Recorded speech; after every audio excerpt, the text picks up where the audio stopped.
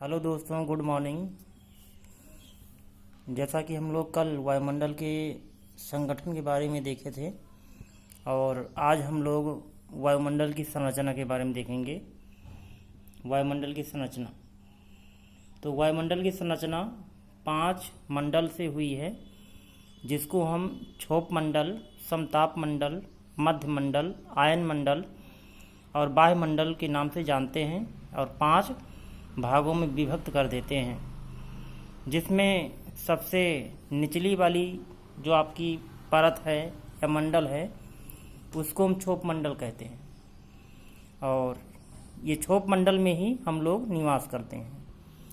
यह ध्रुवों पर 8 किलोमीटर की ऊंचाई तक पाया जाता है और भूमध्य रेखा पर 18 किलोमीटर तक पाया जाता है। और इस मंडल में हम लोग यदि 165 मीटर ऊपर उठते हैं, ऊपर जाते हैं, तो 1 डिग्री टेम्परेचर क्या होता है, डाउन हो जाता है। और यदि हम किलोमीटर की बात करें कि 1 किलोमीटर में कितना कम होता है, तो 6.5 डिग्री सेंटीग्रेड तापमान की कमी आ जाती है। और वायुमंडल में होने वाली समस्त दैनिक घटनाएं इसी मंडल में होती हैं। आप मौसमी घटनाएं या दैनिक घटनाएं जानते होंगे, जैसे पानी बरसना हुआ, ओला हुआ, बिजली की गड़गड़ाहट हुई आदि सभी प्रकार की घटनाएं ही क्षोभ मंडल में होती हैं। उसके बाद में इसी मंडल में जेट पवन चलता है, जिसको हम जेट स्ट्रीम के नाम से जानते हैं। वह क्षोभ मंडल के ऊपरी क्षोभ मंडल में चलता है, जिसको हम क्षोभ सीमा के नाम से जानते हैं। और उसके बाद में इस भाग का जो गर्म और शीतल होता है, मतलब दिन में गर्म होता है और रात में क्या होता है, ठंडा होता है।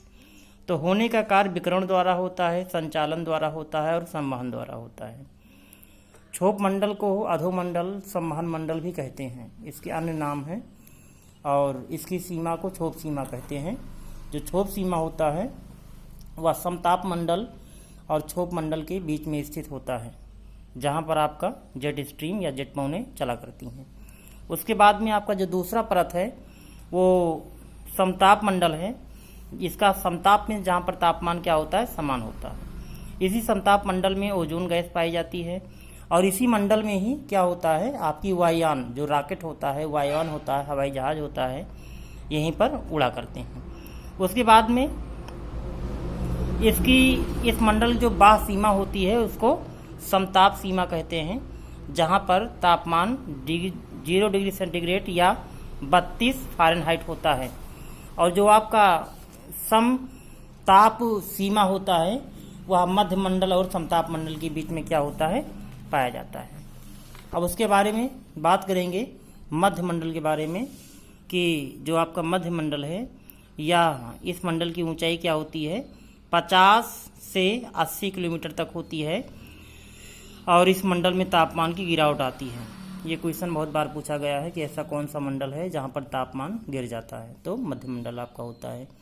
और यहाँ पर इतना गिर जाता है कि माइनस में हो जाता है, कि मध्य सीमा पर तापमान गिर कर क्या होता है, -100 डिग्री सेंटीग्रेड तक आ जाता है, और जो कि वायुमंडल का सबसे न्यूनतम तापमान होता है। उसके बारे में बात करेंगे आयन मंडल के बारे में।